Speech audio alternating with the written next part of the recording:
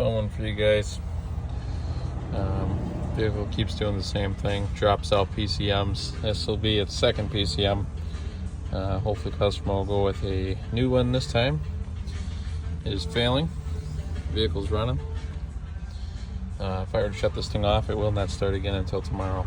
It has a communication error on the CAN bus system with these PCMs. I don't know why it keeps burning them out, or if it's just coincidence.